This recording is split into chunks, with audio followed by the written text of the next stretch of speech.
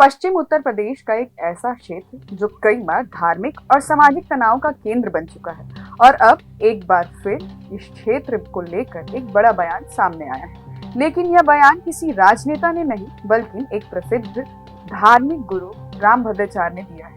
रामभद्राचार्य जिन्हें जगत गुरु की उपाधि प्राप्त है और जिन्हें ज्ञानपीठ पुरस्कार से भी सम्मानित किया जा चुका है, इन दिनों अपने बयानों को लेकर जबरदस्त विवादों में है। क्या कहना है रामभद्राचार्य का, ये भी जान लेते हैं। राम कथा के दौरान रामभद्राचार्य ने कहा कि पश्चिम उत्तर प्रदेश में आते हैं तो लगता है मिनी पाकिस्तान में आ गए हैं। हिंदू संकट में है, हिंदू धर्म को न्याय नहीं मिल रहा है। उन्हें संभल, मेरठ और मुजफ्फरपुर जैसे क्षेत्रों का नाम लेते हुए दावा किया वहां हिंदू का पलायन हो रहा है और मुस्लिम आबादी हावी हो रही है। इतना ही नहीं, उन्होंने इस्लाम धर्म को लेकर आपत्तिजनक टिप्पणी भी की, जैसे हिंदू धर्म में महिलाएं देवी होती है और बाकी धर्म में उन्हें अलग अलग नाम से संबोधित किया जाता है। इस्लाम में बच्चे पैदा कर महिलाओं को तलाक दे दिया जाता है। रामभद्राचार्य ने यह कहा कि बच्चों को कॉन्वेंट स्कूल या मदरसे में नहीं बल्कि सांस्कृतिक विद्यालयों में भेजना चाहिए। रामभद्राचार्य के इन बयानों पर राजनीतिक भूचाल आ गया। भाजपा नेता संगीत सोमन ने उनका समर्थन करते हुए कहा कि पश्चिम उत्तर प्रदेश मिनी पाकिस्तान नहीं, पूरा पाकिस्तान है। यह वही संगीता ओम है जिनका नाम 2013 के मुजफ्फरपुर दंगों में भी आया है।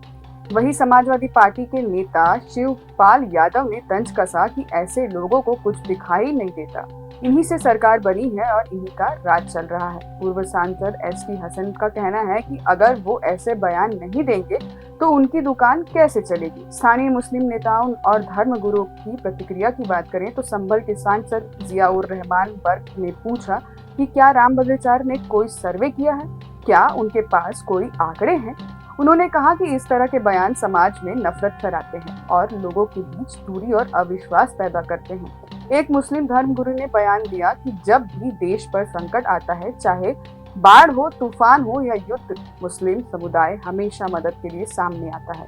ऐसे बयान सिर्फ नफरत फैलाने के लिए ही है। जनसंख्या और तथ्यों की सच्चाई की बात करें तो रामभद्राचार्य ने यह दावा किया कि मुस्लिम महिलाएं ज्यादा बच्चे पैदा करती हैं, एक लंबे समय से चल रहे मिथक का हिस्सा है। पूर्व मुख्य चुनाव आयुक्त उवैसी के किताब में the population myth, Islam, family planning and politics in India के मुताबिक 5.7% मुसलमानों की एक से अधिक शादियां होती है। हिंदुओं में यह आंकड़ा 5.8 है, आदिवासियों में 16% है। कुरैशी यह भी साफ करते हैं कि भारत में मुस्लिम आबादी कभी भी हिंदू आबादी से अधिक नहीं हो सकती है। मिनी पाकिस्तान टर्म का इस्तेमाल कितना उचित है, ये भी जान लेते हैं।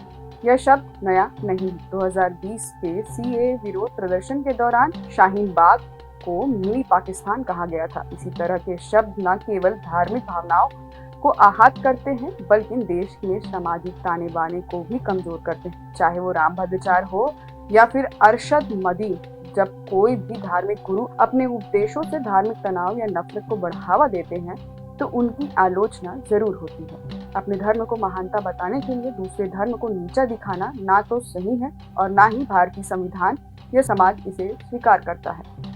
स्थानीय नेताओं और रिपोर्ट्स के मुताबिक संभल या मेरठ से कोई भी सामूहिक पलायन नहीं हो रहा है। अगर कुछ लोग शहर छोड़ते हैं तो वो बेहतर शिक्षा, रोजगार और सुविधाओं की तलाश में जाते हैं, ना कि डर या धार्मिक तनाव की वजह से। भारत एक धार्मिक विविधता वाला एक लोकतांत्रिक देश है। यहाँ हर धर्म के लोगों को बराबरी का हक दिया जाता है। अगर कोई धार्मिक गुरु अपने मंच का इस्तेमाल सांप्रदायिकता फैलाने के लिए करता है तो उसे प्रशंसा नहीं, आलोचना मिलनी चाहिए। हिंदू धर्म का सम्मान है और रहेगा, लेकिन उसका मतलब यह नहीं कि बाकी धर्मों को नीचा दिखाया जाए। आपका इस मामले पर क्या विचार है, हमें कमेंट करके जरूर बताइएगा।